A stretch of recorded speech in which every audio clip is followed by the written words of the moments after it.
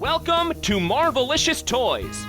We bring you news and reviews of Marvel toys, statues, and more. Because not all Marvel collections can be bagged and boarded. They're not just toys, they're Marvelicious. Now, the last two figures, they are known as web-slinging heroines. So they're girls. Or drugs, are we talking about? Yeah, don't do drugs. Do girls, not drugs. And maybe some rock and roll, but just to round it out. And the first one of these is Marvel's Silk.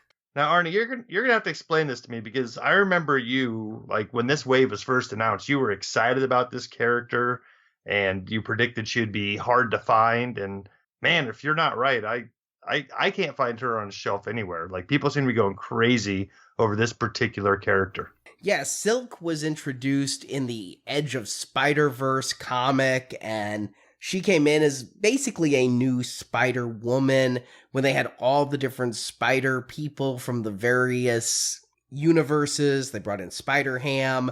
My favorite crossover is when they crossed over with the Stan Lee newspaper strip, and the bad guys like, everything moves so slow here. So it was a great crossover.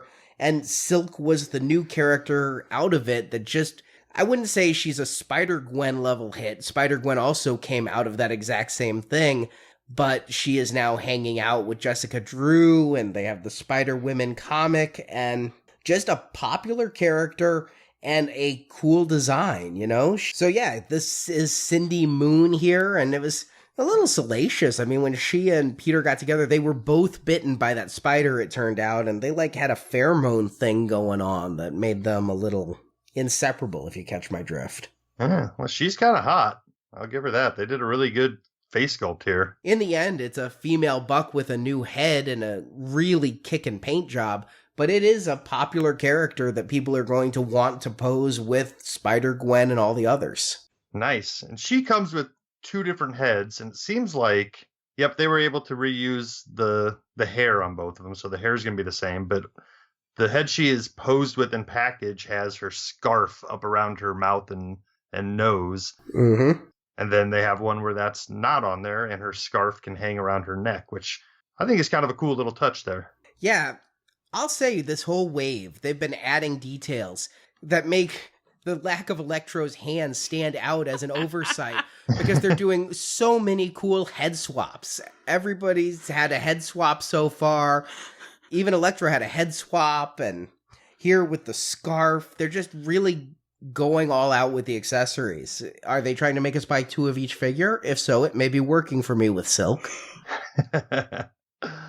Yeah, I'm really digging this. And for kind of a simple paint scheme here, you know, they're using basically just gray and then red, but they've done a nice gradient on the red, so it kind of fades into the black of the webbing, and it's a neat effect. I like the colors. See, that's the thing that gets me about Spider-Gwen. The colors pop, and that's what they do on Silk, too.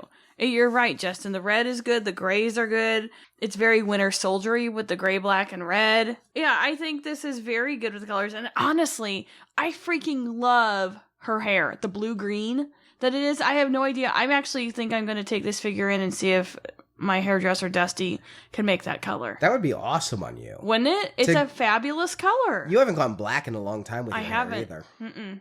Now, I'm going to give some serious props. When we reviewed the X-Men figures last week, I kind of thought they were phoning in the female facial likenesses. Her unmasked likeness is amazing. She's very beautiful, and I think it's because she's exotic compared to what we normally get in the Marvel Universe.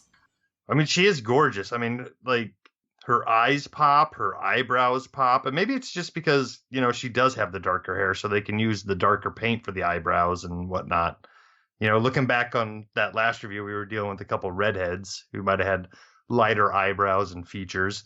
But here, it's just all sharp, and the tone they pick for her lips is working well. It's funny because she has a steely gaze that makes it look like she'd be engaged in some action, but at the same token, there's just a hint of pouty lips. Mm-hmm.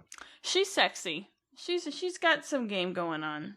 I mean, in the end, it's an action figure, but the face is really well done. Indeed. And she comes with Space Venom's other leg. I'm not quite sure which is which till I get the body out. Yeah, I believe it's his left leg.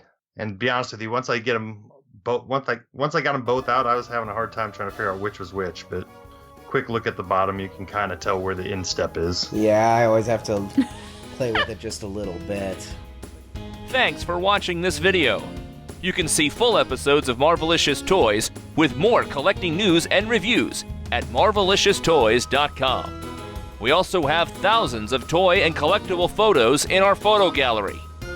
If you enjoyed this video, please subscribe to our YouTube channel. Until next time, make mine Marvelicious.